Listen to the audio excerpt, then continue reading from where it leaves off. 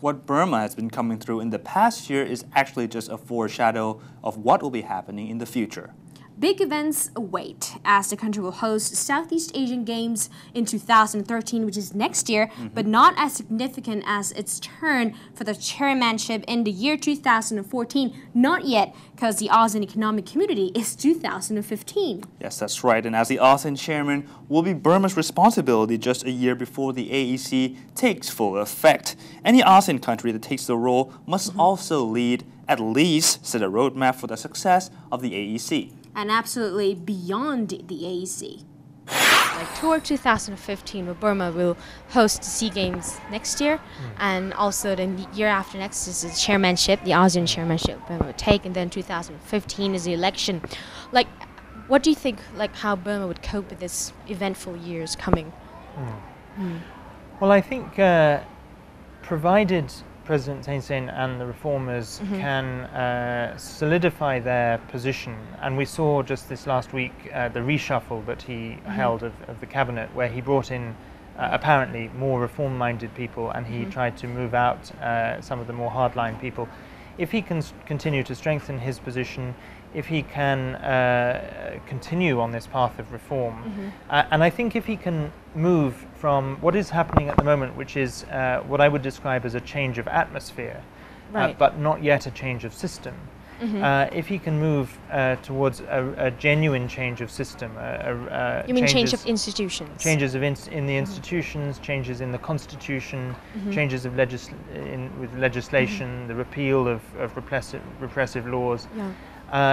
Then that will solidify the reforms, and that will make Burma in a much stronger position for these key events of the Games next year and the ASEAN chairmanship and then the 2015 elections.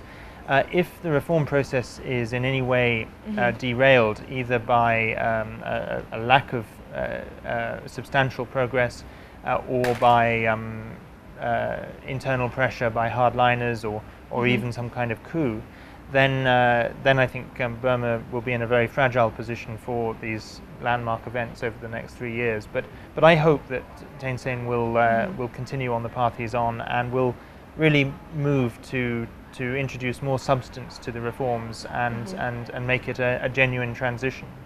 I think that question of can she win in 2015, if the elections are truly free and fair without any hindrance or restriction, and also if the constitution is amended, and that's a very important step in order for those elections to be free and fair, then based on the results of the by-elections that we saw in April this year, clearly she has huge public support, and I think clearly she has a very good chance of winning and of forming a government.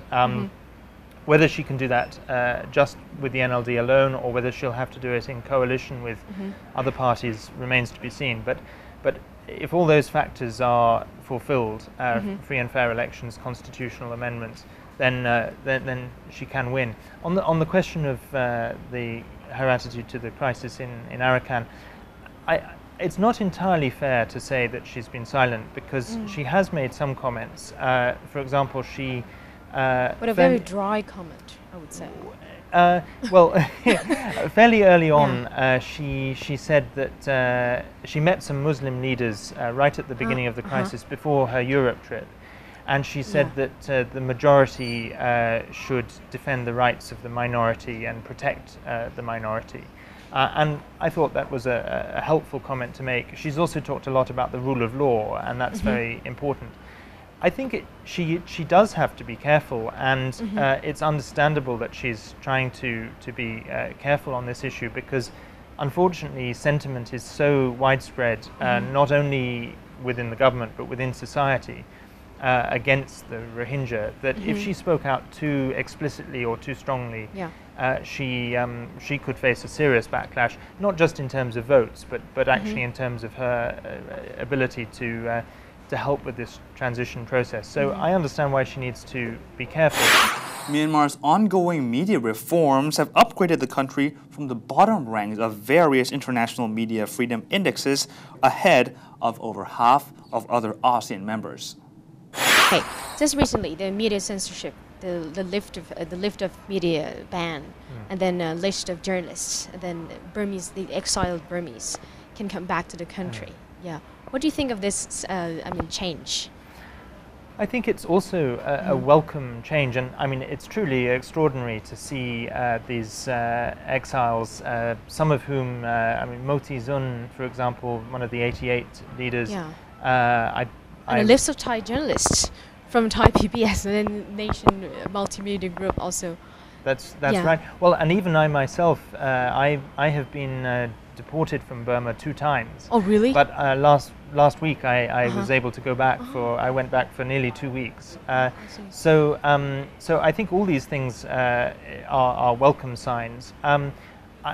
I think it is worth remembering that there is more to do. For example, with the blacklist on foreigners and Burmese exiles, I believe 2,000 names were removed, but there are still 4,000 names on the list. And I would like to see the government be open about who those 4,000 are, why they remain on the blacklist, and hopefully the government can move towards removing all of them.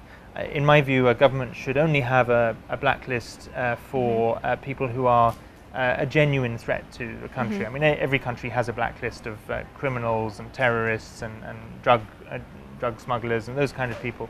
But for activists and journalists and human rights people, NGOs, all of those people should not be on a list. And so I hope the government will move further on this.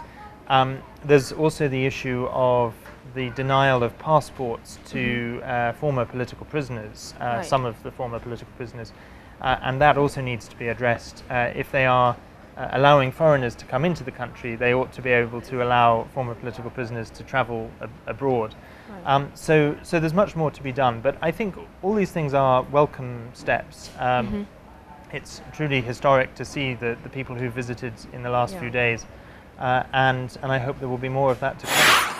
Last but not least, from the retrospective development of Burma, we can actually expect the unexpected, as the key question will always be that, will the reforms, all the reforms, democratic reforms, economic reforms, be irreversible?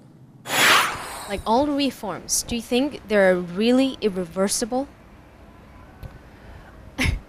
I think the process is definitely still fragile.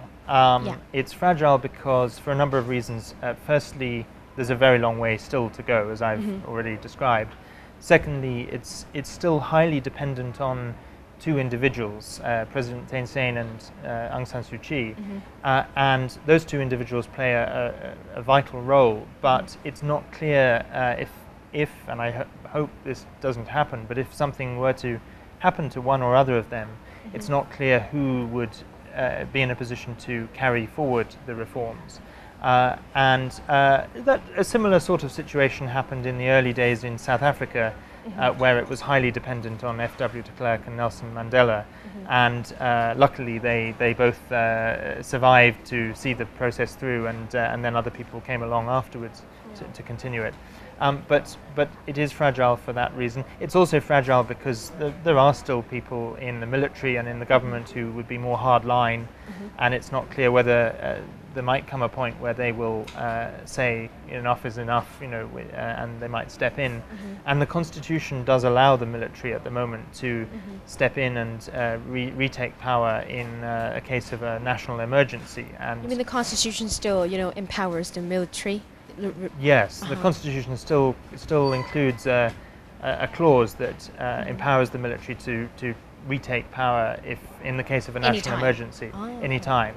And so it's not impossible that they could try to create some kind of national emergency and do that. I hope that won't happen. But so for all these reasons, the process is fragile, and therefore I don't think we can say it's irreversible. At the same time, however, I would say it's very difficult to put the lid back on now that they've taken it off. I think there would be a huge public backlash, public outcry if there was a crackdown. There would be a huge international outcry if there was a serious reversal and crackdown. So I think it will be very difficult to reverse this process now they're on this path. And that wraps up today's edition of Towards 2015. We'll see you again, same time, 3:30 to 4 p.m., same place on Nation Channel. Until then, สวัสดีค่ะ สวัสดีครับ